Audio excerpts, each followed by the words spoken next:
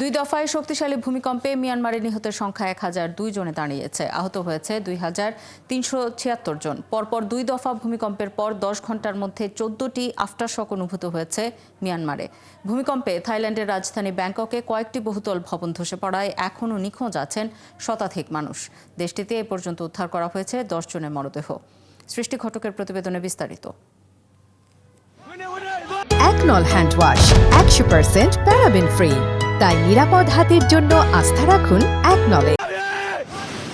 7.7 মাত্রার ভূমিকম্পে শুক্রবার মাত্র 30 সেকেন্ডের মধ্যেই লণ্ডভণ্ড হয়ে যায় মিয়ানমারের রাজধানী নেইপিদো সহ কয়েকটি শহর।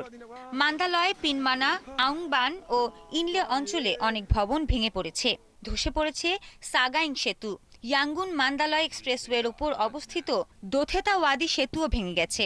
এছাড়া 362 মাইল দীর্ঘ এই এক্সপ্রেসওয়ের বেশ কয়েকটি অংশ ক্ষতিগ্রস্ত হয়েছে, যার ফলে কিছু রাস্তায় যান চলাচল বন্ধ রয়েছে। এসব ধ্বংসস্তূপের নিচে চাপা পড়া বহু মানুষকে উদ্ধারে অভিযান চালাচ্ছে দেশটির জরুরি সহায়তাকারী দলের সদস্যরা। তাদের এই উদ্ধার কাজে এরই মধ্যে যোগ দিয়েছেন ভারত ও চীনের উদ্ধারকর্মীরাও।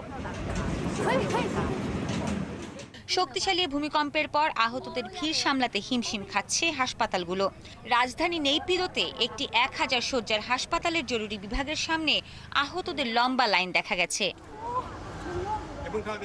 হাসপাতালের নিরাপত্তা কর্মকর্তারা জানান, শত শত আহত মানুষ যাচ্ছে সেখানে, কিন্তু হাসপাতালটির জরুরি ভবনও ধসে পড়েছে। আহতদের দেখতে হাসপাতালে গিয়েছিলেন মিয়ানমারের জান্তা প্রধান মিন অং লাইং। ভয়াবহ এই ভূমিকম্প আঘাত হানার পর মিয়ানমারের কর্মকর্তাদের সঙ্গে কথা বলেছেন মার্কিন প্রেসিডেন্ট ডোনাল্ড ট্রাম্প। দেশটি পুনর্গঠনে সেখানে সহায়তা পাঠাতে চেয়েছেন তিনি। আমরা মিয়ানমারে সহায়তা পাঠাতে যাচ্ছি। সেখানে যা হয়েছে তা খুবই মর্মান্তিক। এমন অবস্থায় তাদেরকে সহায়তা করা আমাদের দায়িত্ব। এ বিষয়ে আমরা দেশটির কর্মকর্তাদের সঙ্গে আলাপ করেছি। 95 বছরের ইতিহাসে এত ভয়াবহ ভূমিকম্প দেখেনি থাইল্যান্ড। ভূমিকম্প আঘাত হানার পর দেশটির রাজধানী ব্যাংককে একটি 33 তলা ভবন তাসের ঘরের মতো ধসে পড়েছে।